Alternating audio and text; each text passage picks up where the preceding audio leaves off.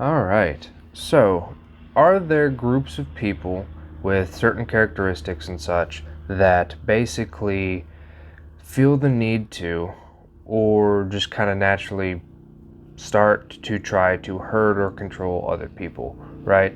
And where I'm kind of going with this is initially a book review to look at this kind of question from a point of view. And this book is by Thomas Sowell, not surprised.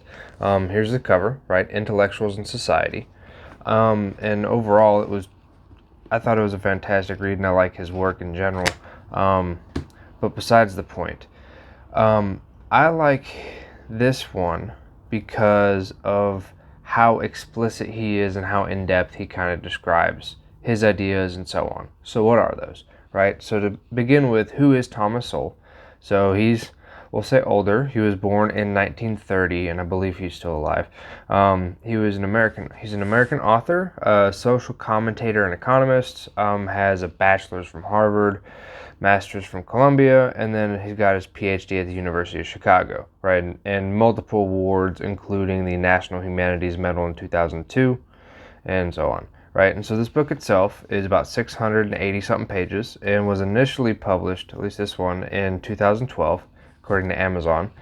And to get more into the actual book itself, it's called Intellectuals in Society, right? And so he defines intellectuals a very specific way.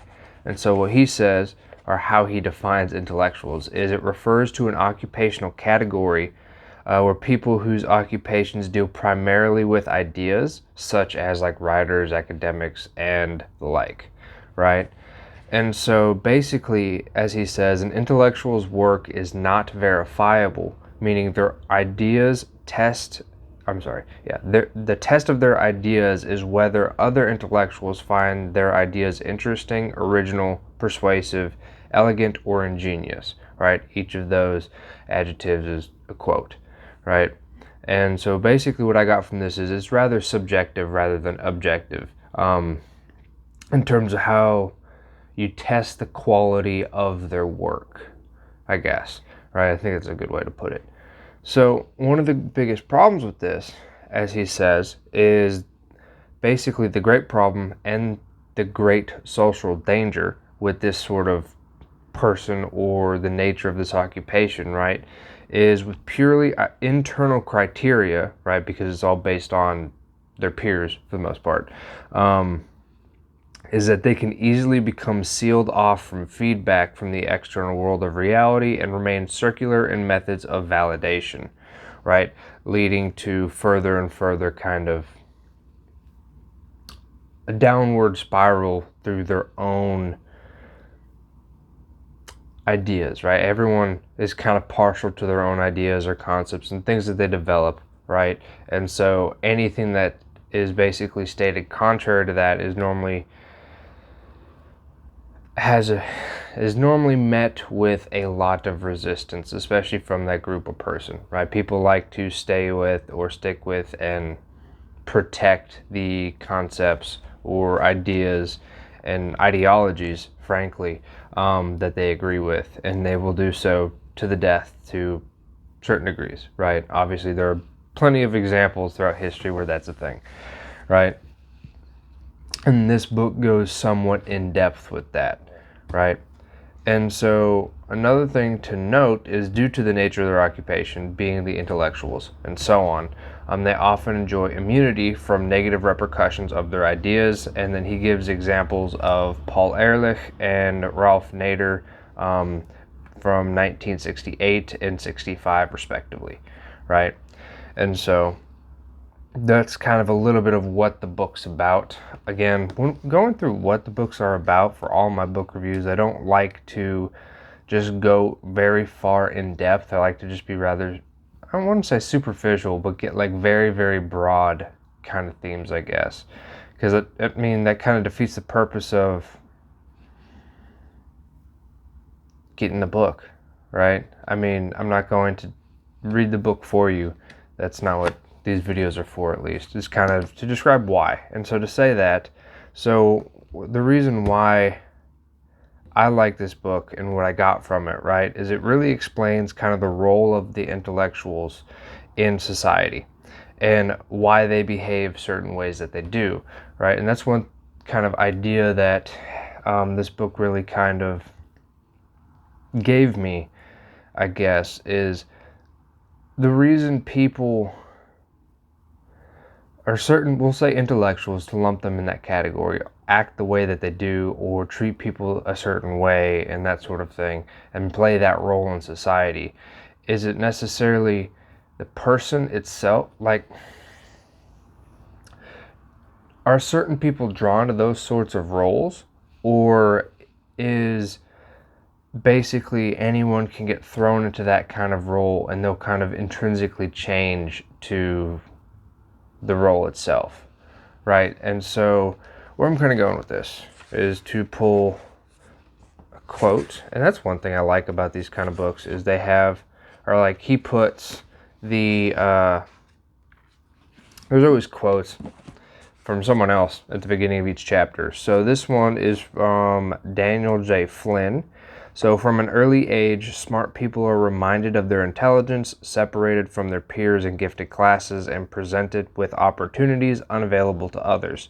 For these and other reasons, intellectuals tend to have an inflated sense of their own wisdom. And he goes rather in depth with this kind of sense or notion of knowledge and so on, right? Throughout the book. So that's one thing to be said. So basically these types of people always think they're smarter than everyone else. And you have, I'm sure everyone has a few examples of that in their life, right? And to go a little bit through the table of contents to give you more broad categories of how he applies this, right? And what he defines as intellectuals. And he talks about how they are basically, how they apply themselves in, we'll say, the world of economics, right? And this can be, for example, through income distribution, different economic systems, and then basically the government and their role in the economy in general.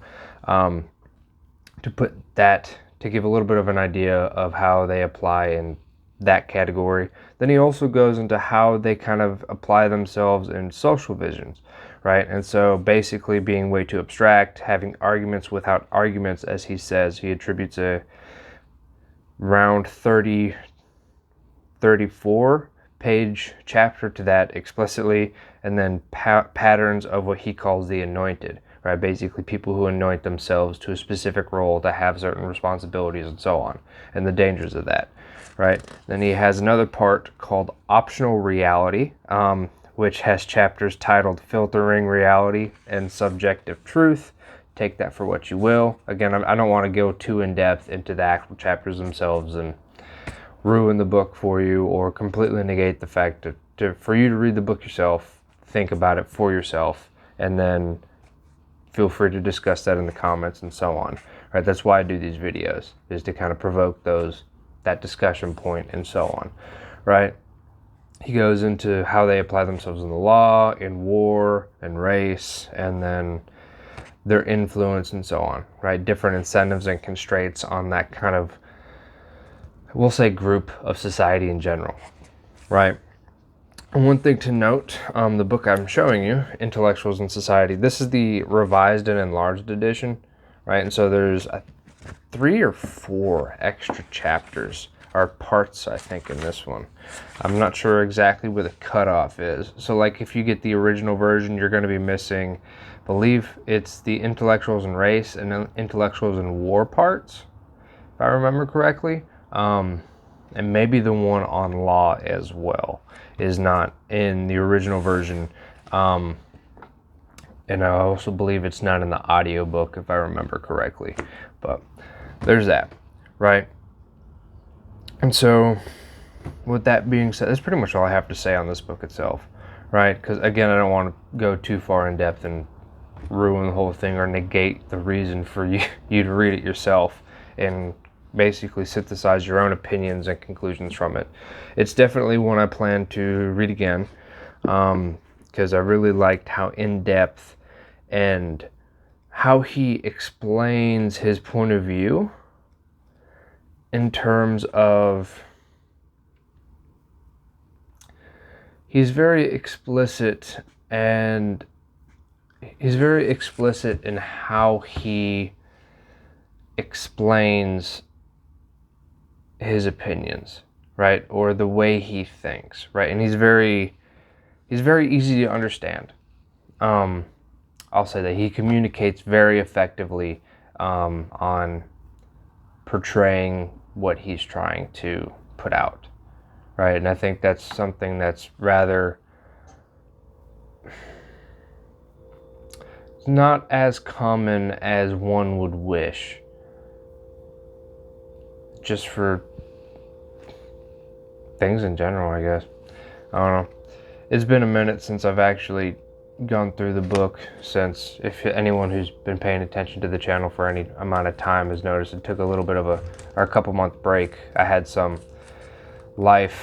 big life decisions that had to be made and processes that had to get started that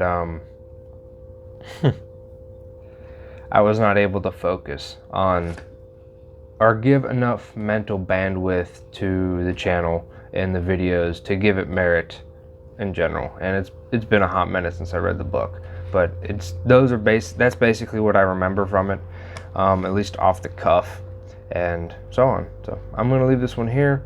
Read the book for yourself. I will definitely do it again, obviously, but anyways, I'm going to leave this one here. So hope to see you guys on the next one.